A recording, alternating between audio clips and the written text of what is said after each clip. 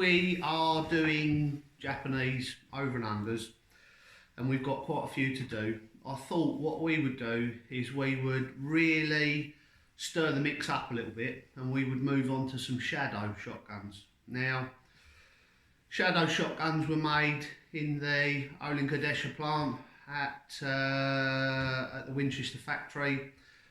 They were, as I keep saying, if you do the research, they were made pretty well out the back door. Same machining processes, same quality levels, just essentially not on a Winchester action. And what I will try to do today is I will try to go through and I will try to show you the main differences.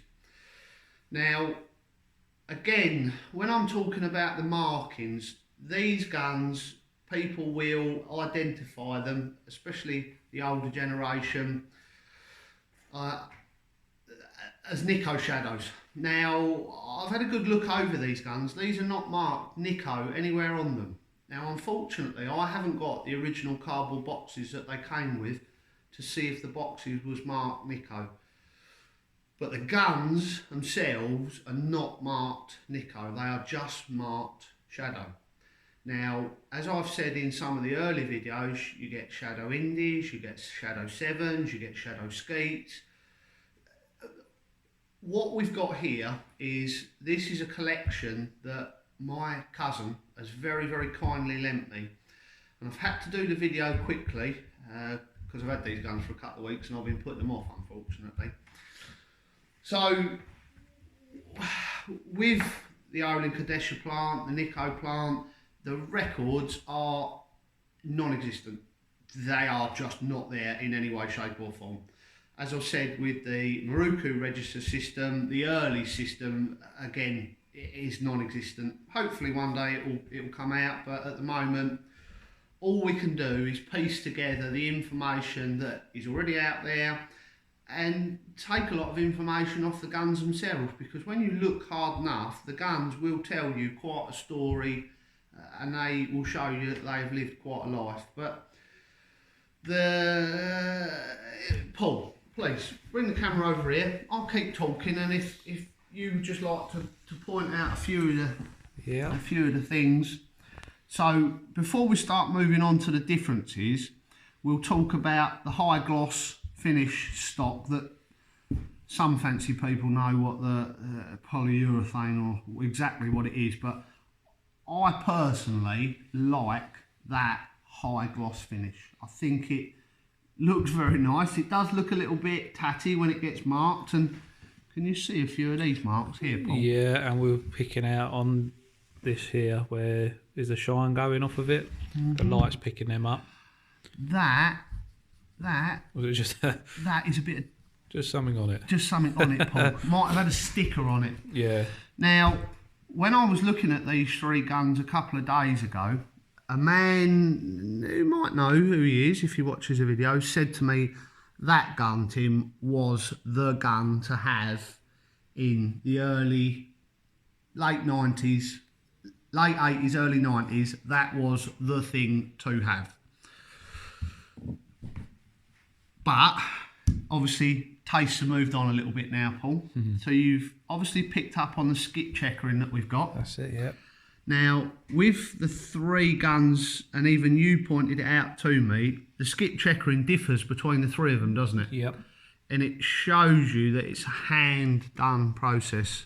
This is a slightly smaller, as I said, 20 lines to the inch, 18 lines to the inch. If you had a ruler, Paul, and you measured from the edge here to an inch in, and you wanted to count the lines, that'd tell you how many lines to the inch checkering it was, all right? Someone will pause the video and tell us. Hopefully. So we've got a white line on your pistol grip cap here, Paul. And also we've got a diamond set into the pistol grip. Yeah. Again, it's to denote quality, Paul. It's an extra little touch that the guns went through, a process that they went through to denote that they'd had more time spent on them in the factory. Now, what I was talking about, Paul, is this rib really is an acquired taste. Now, again, some of the older generation will know there is a sweet out there called a licorice all salt. You know what I mean with the layers? Yeah. That's what these ribs got the name of, licorice all salts. Also, Paul, what you've got in all three guns is you've got ventilated forends. Now, there was writing about the reasons why in the late 80s and early 90s, why that was there. It's for cooling fins if you're shooting a lot of skeet in a very hot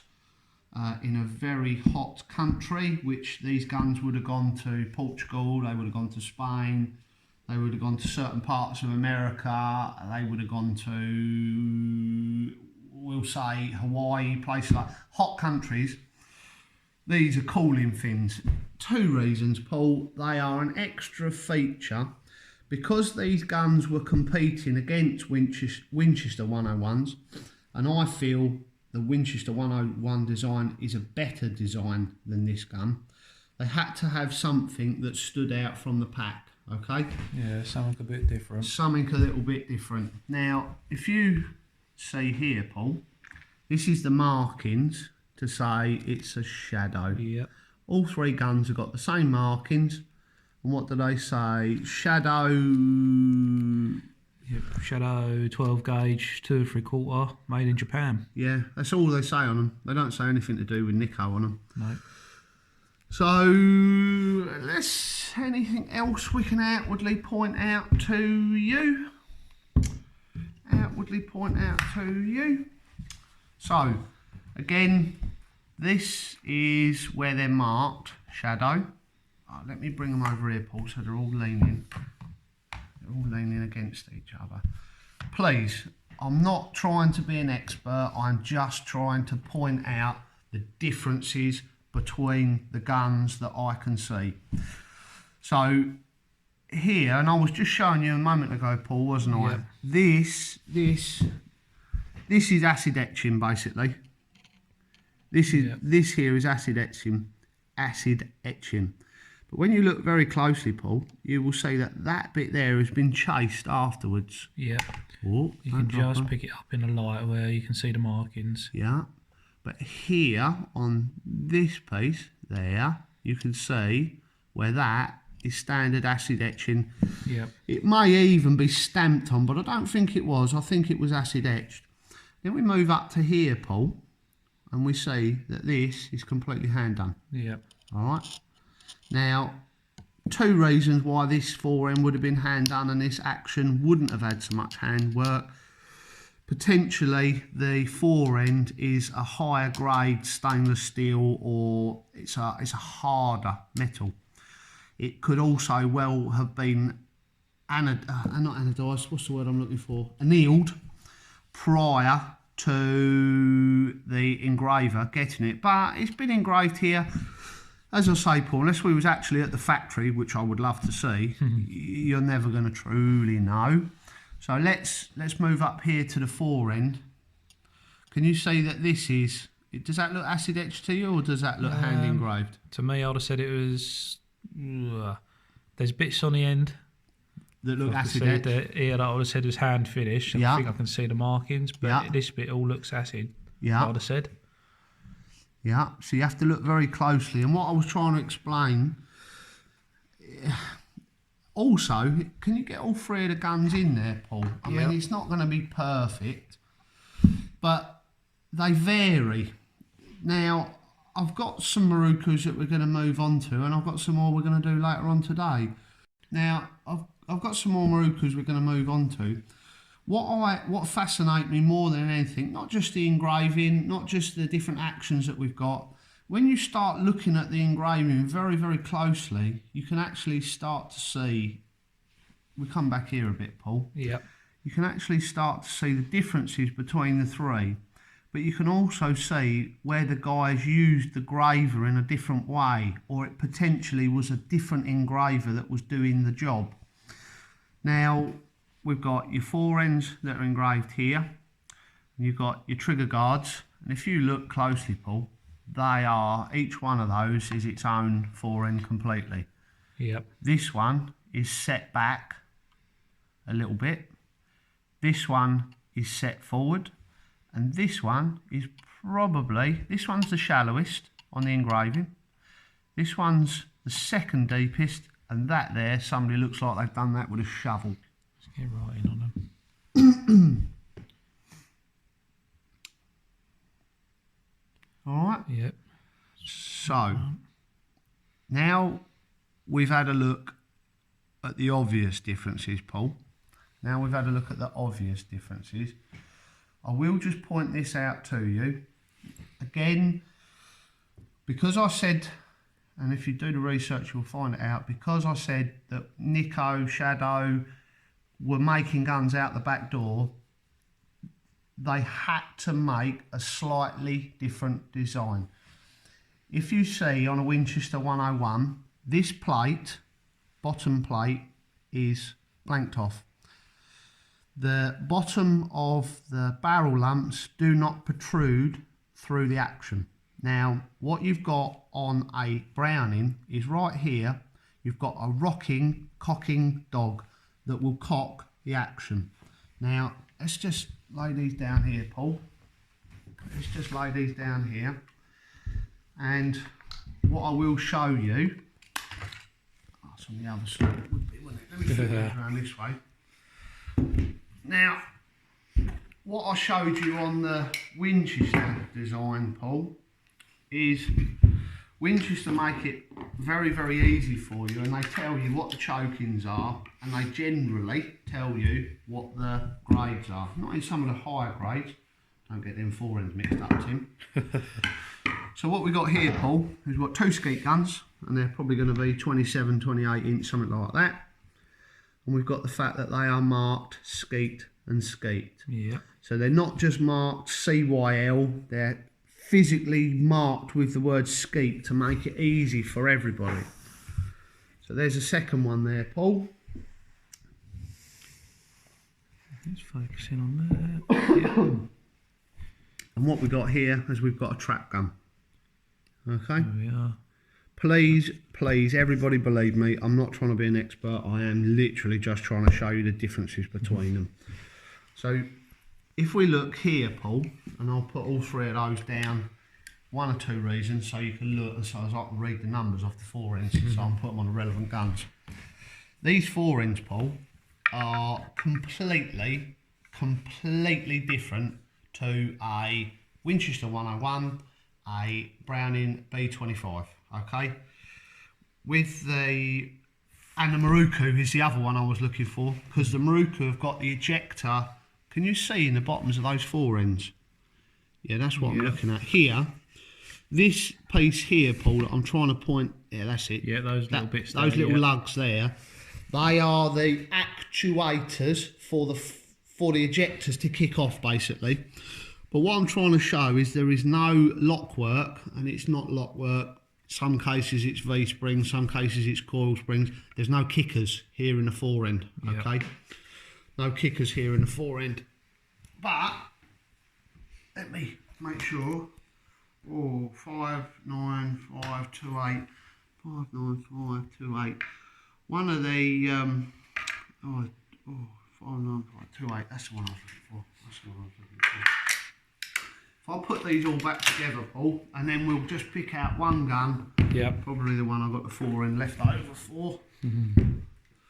So as I 673, as I said, Paul, there's no records that I know of for Nikko's, Winchesters, anywhere. Hopefully they'll come to the market. So we've done the forend, Paul. Yep. Now, and I'm going to go a little bit off topic here. With the proofing system, so it tells you how old the gun is. When I went to Birmingham, they had a date code system. So it's a couple of letters, depending on what year it is. It can be one letter, depending on what year it is. It can be two letters. It can be in a circle. It can be across swords. When I went to London, can you see it says LP? Yep. So LP means two things. It means London proof and it means Lars proof. Yep. And that was 1979? 77 this one. 77. Yep. The other two we looked at was a 79 and a 76. Yep. So that's going off topic a little bit, Paul. Let's look at the ejector system, okay? So this ejector system is very much like a Beretta ejector system, where the ejector springs are retained within the barrels themselves, all right?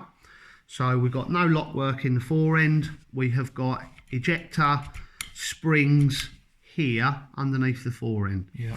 Now, you can get some of these Nikkos, Paul, where there is a little plate or a little button here that pushes out.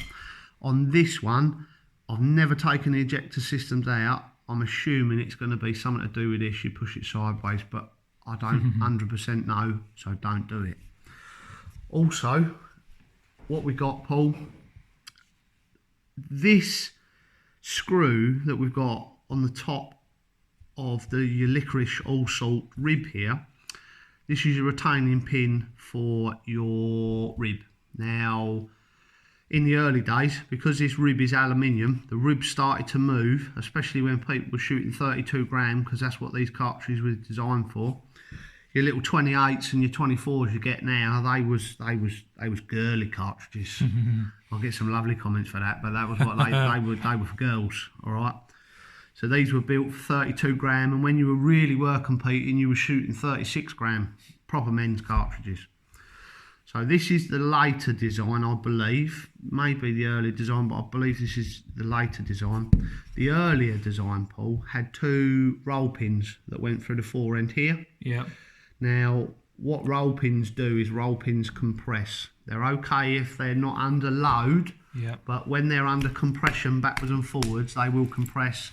The roll pins fell out and the ribs fell off. That's right. On this one, the 77, I think, has got that pin just in there. I don't think the other two. They ain't. They haven't got the... They haven't. So even, was it 79 we had? We had a 79 and a 76. In fact, that one's 79. Yeah. Do you want to show them? Focusing on that one. 79. 79. And then we got another 79. That's 79. I was not focusing on it. There. Yeah, it was 79. That Yeah, one two says, 79s. So yeah, they vary, Paul. They absolutely vary. Now, I've just shown, but yeah, no roll pin, no hinge pin, not hinge pin. Come on, there's so many things in my head, Paul. It's difficult to get all that in one go. No cross pin. So in this one we've got a cross pin, and in these two later ones, probably found that this this screw was ideal. If you also look, that's a Allen key. Yep. And these two are crossheads. Yeah. Or Phillips, I think they call that, don't they? That's it, yeah. That one's a Phillips. And this is how close you have to look, Paul. What I keep saying, and by the look of it, somebody's had a little go at that one. Yeah, you can see that. And this is the trouble. People have a go at things. Now, let's move to the middle of. Let's move to the action a little bit on this one, Paul. Right. Let's move to the action a little bit on this one, Paul.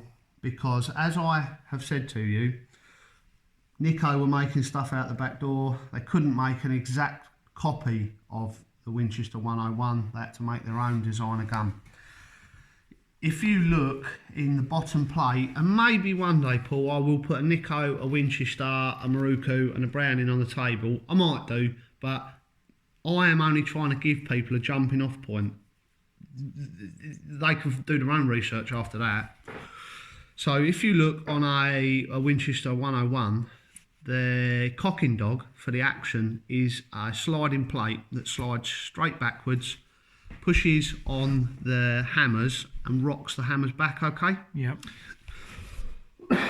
What the Browning does, what the Miroku does and what the Winchester does, this rocks up and down, okay? Can you see it moving? That's it, yep. Moving up and down. Yep. On the inside of the action, Paul, there is a corresponding leg. So it comes down like this, if it's in its locked position. Yeah. Comes down like that, curves round behind the back of the hammers. As this piece is pushed back, Yep. okay, this cocking dog is pushed back, it goes underneath here, and as you open the barrels, that cocking dog lifts up and it will cock the hammers on the inside of the action. Now, I have had a look at this gun this morning, or one of these three, I can't remember what one it was, but I've had a look this morning. Inside the action pull, probably because people weren't looking, it is very close, if not identical, to a Winchester 101. Same trigger mechanism, same pivoting position, same hammers, same sears. It essentially, mechanically inside, is a Winchester 101. Yep. Outwardly, where people were going to look at it at shoots and they were going to argue that this gun's better than that gun, which is the same old argument that people have been having for years and years and years. My gun's better than your gun's not as good as my gun. The reason that I'm showing you this, Paul, is because I've got a Winchester that's marked Winchester all over it, but it's like this, a Nikko. And what I'm also trying to show you is Nikko and Winchester, they write the grades, they tell you what the gun is to make it easy for you, whereas with Brownings and Mirokus, you have to, like I keep saying, do an educated guess. Well, also, what you have to be careful of, Paul, some of the very, very early Nikkos that you look at, they're Winchester 101s. Yeah. So they're marked NTK, I think it is, Nikko Trading Company. They're just Winchester 101s, Winchester 101 ejectors. All I'm trying to do, Paul, is I'm trying to show people Winchesters, Brownings, Mirokus, Nikkos, and we will move on, like I keep saying, to some stuff that I've only ever seen one of them. I was going to say one or two then. No, I've only ever seen one of them. Just the one. So this video has been made possible by my cousin Chris, Nick's his brother, by Chris, and he very, very kindly lent me these guns. So I hope the people enjoy the videos, Paul. I hope we can carry on doing them. And yeah, just another little video.